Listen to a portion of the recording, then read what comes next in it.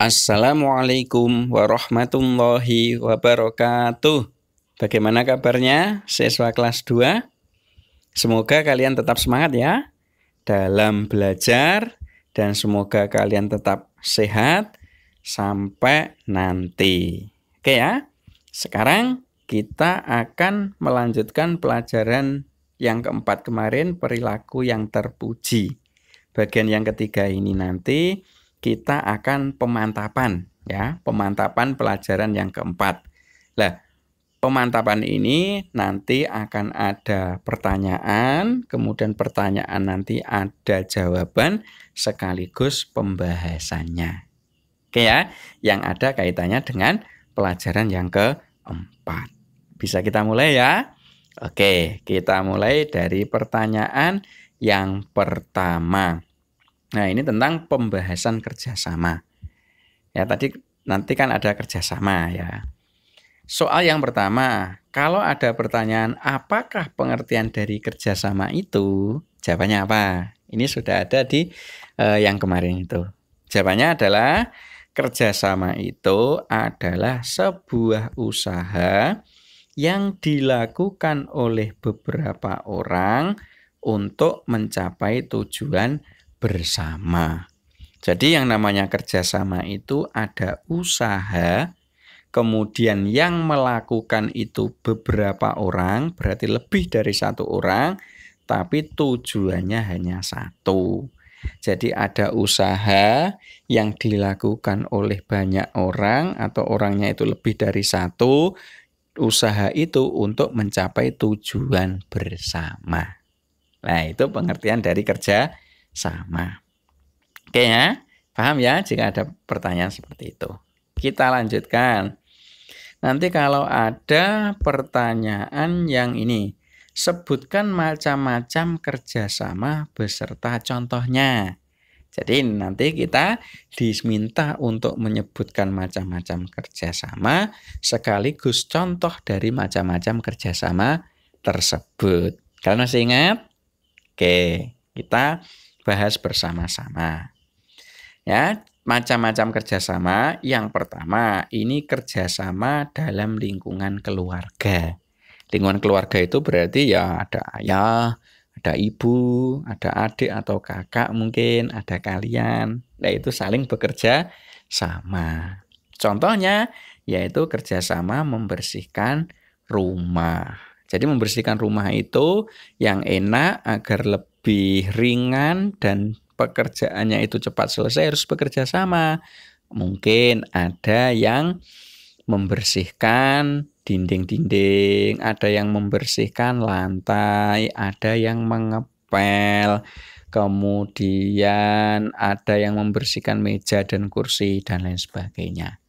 Itu dibagi-bagi tugasnya, tujuannya satu, yaitu agar rumahnya bersih. Itu adalah kerjasama dalam lingkungan keluarga. Yang kedua, kerjasama dengan teman.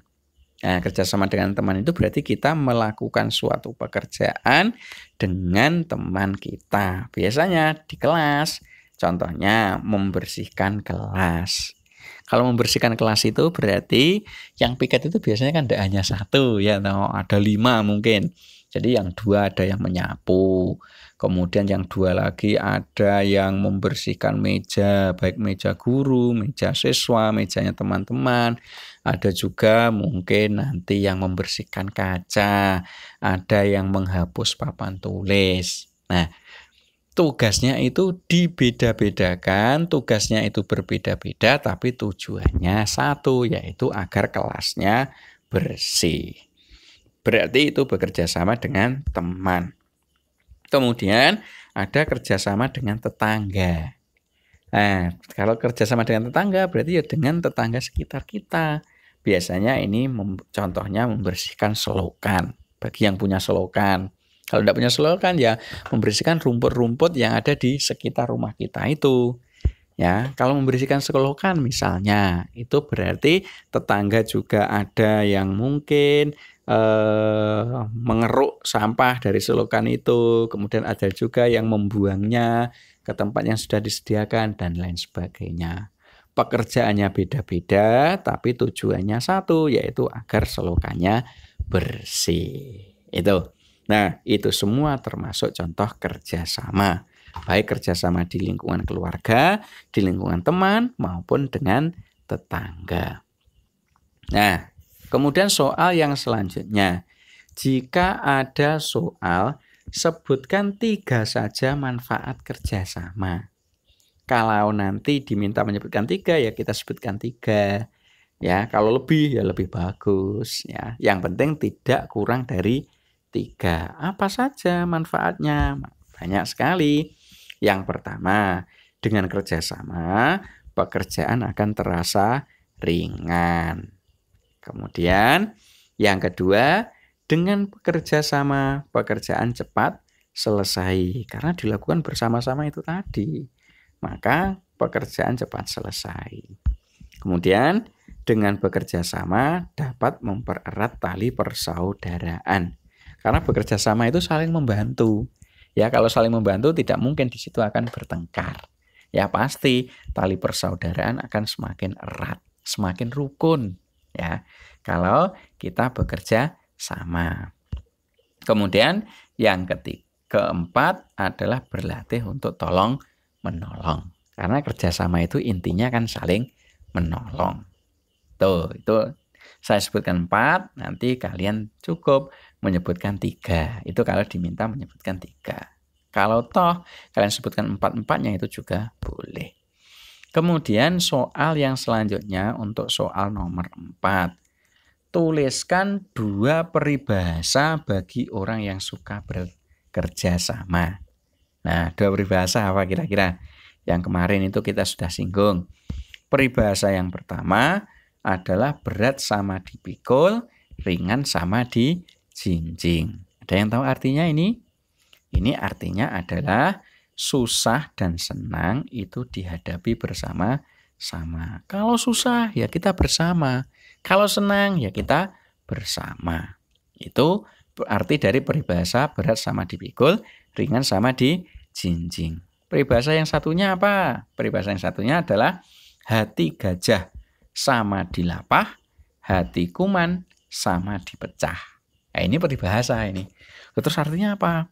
Artinya dari peribahasa yang kedua ini adalah hasil bersama, keuntungan yang sama. Jadi nanti hasilnya itu dinikmati bersama-sama. Kalau ada keuntungan ya dibagi sama rata. Itu arti dari hati gajah sama dilapah, hati kuman sama dipecah. Nah, kedua peribahasa ini merupakan peribahasa tentang kerja sama. Selanjutnya, yang nomor 5, soal nomor 5 masih tentang kerjasama. Ini soal yang terakhir di pembahasan kerjasama. Tuliskan 3 contoh kerjasama yang dilarang. Ya, jadi ada kerjasama yang boleh dan ada kerjasama yang dilarang. Kerjasama yang boleh ya tadi membersihkan kelas, membersihkan rumah dan lain sebagainya. Nah, sekarang kalian diminta untuk menyebutkan kerjasama yang dilarang. Kira-kira apa? Jawabannya nanti. Yang pertama, kerjasama ketika mengerjakan ujian. Misalnya ujian penilaian tengah semester yang kemarin barusan itu. Nah, itu jika kita bekerja sama dengan teman, itu tidak boleh, alias itu dilarang. Karena ujian itu harus dikerjakan sendiri-sendiri. Kalau kita itu bekerja sama dengan teman, nanti jawabannya sama dengan teman, itu tidak boleh, alias kerjasama yang dilarang.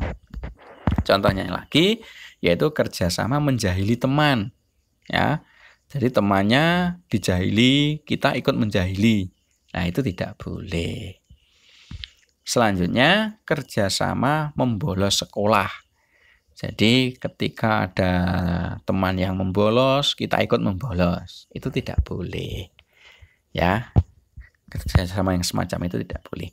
Terus, kerjasama menyembunyikan barang milik teman. Ini juga tidak boleh. Misalnya sepatu teman disembunyikan di tempat sampah. Kalian sebenarnya tahu, tapi kalian ngomong tidak tahu. Itu berarti kerjasama menyembunyikan barang milik teman. Seperti itu tidak boleh. Nah, itu beberapa contoh kerjasama yang dilarang. Yang selanjutnya pembahasan tentang tolong menolong. Ya, nanti nomor 6 sampai nomor 10. Yang nomor 6, apakah pengertian dari tolong menolong itu? Ini tolong ya. Pengertian dari tolong menolong itu, jadi kalau ada pertanyaan seperti itu, kalian menjawabnya adalah tolong menolong itu sikap saling membantu untuk meringankan beban orang lain. Jadi tolong menolong itu sebuah sikap yang saling membantu agar beban orang lain itu menjadi ringan. Nah, tolong menolong itu hanya boleh dilakukan untuk kebaikan saja. Jadi kita tidak boleh tolong menolong dalam kejahatan. Kita harus tolong menolong dalam hal kebaikan. Ya, itu adalah arti dari tolong menolong. Kemudian soal yang nomor 7, sebutkan 3 contoh tolong menolong dalam kebaikan. Ya, ini contoh tolong menolong dalam hal kebaikan. Jadi ini yang boleh. Yang pertama adalah menolong teman yang jatuh dari sepeda. Jadi kalau ada teman yang jatuh dari sepeda, maka kita harus segera menolong teman tersebut.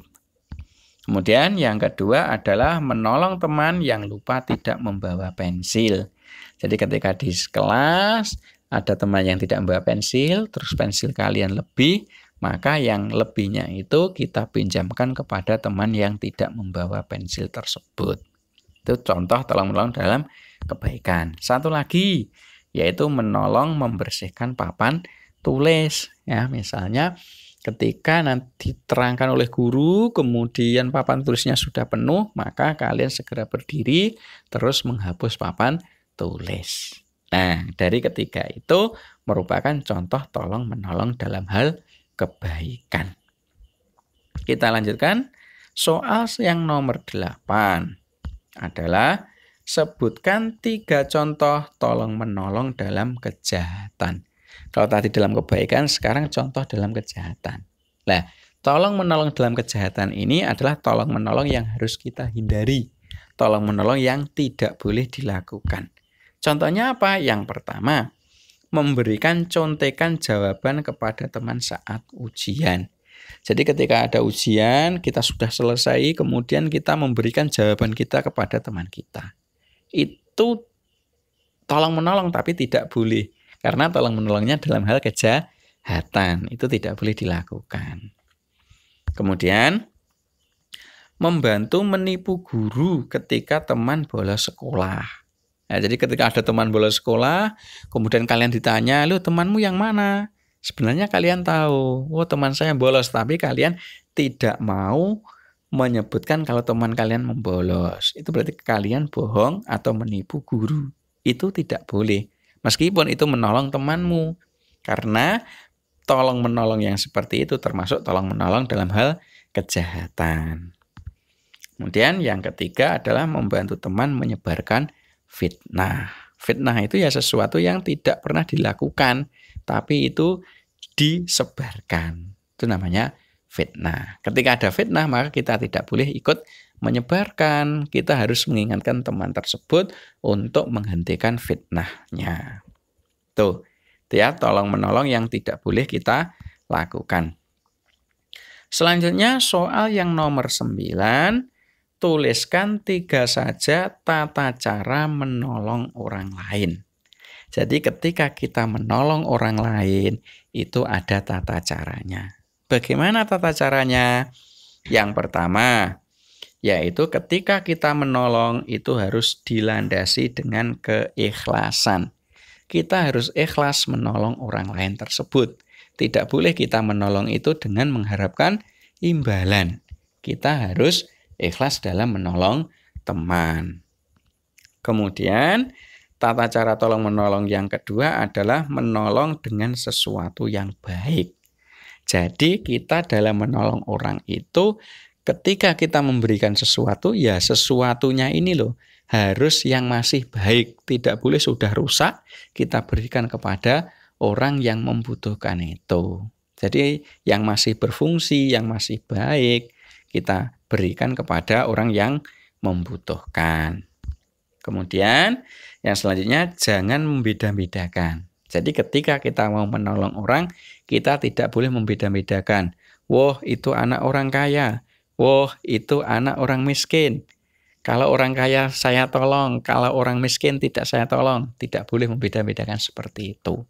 Siapapun teman kita yang membutuhkan bantuan, harus kita tolong. Kemudian, yang keempat, jangan diingat-ingat pertolongan kita. Jadi ketika kita menolong orang, maka kita tidak boleh mengingat-ingat pertolongan kita itu. Kita harus melupakan kalau kita itu sudah menolong orang lain. Itu adalah tata cara menolong orang lain. Soal yang terakhir, yang nomor 10, tuliskan 3 saja manfaat tolong-menolong. Jadi apa manfaat tolong-menolong? Ini kita diminta untuk menyebutkan 3. Yang pertama adalah tolong-menolong itu bisa meringankan penderitaan orang lain. Jadi ketika kita menolong orang lain, maka penderitaan orang lain tersebut akan berkurang karena kita menolongnya. Yang kedua, manfaat tolong-menolong adalah dapat mempererat tali persaudaraan. Ketika kita menolong orang lain, berarti kita akan bersaudara dengan orang lain tersebut. Jadi tali persaudaranya akan semakin erat. Yang ketiga adalah menanamkan rasa belas kasih kepada sesama. Ketika kita menolong orang lain, berarti kita sudah berbelas kasih kepada orang lain tersebut. Itu adalah 3 contoh manfaat dari tolong-menolong. Oke ya, itu pemantapan dari pelajaran keempat. Setelah ini nanti akan ada penilaian harian. Oke ya, paham? Oke, kalau sudah paham, saya akhiri cukup sekian. Assalamualaikum warahmatullahi wabarakatuh.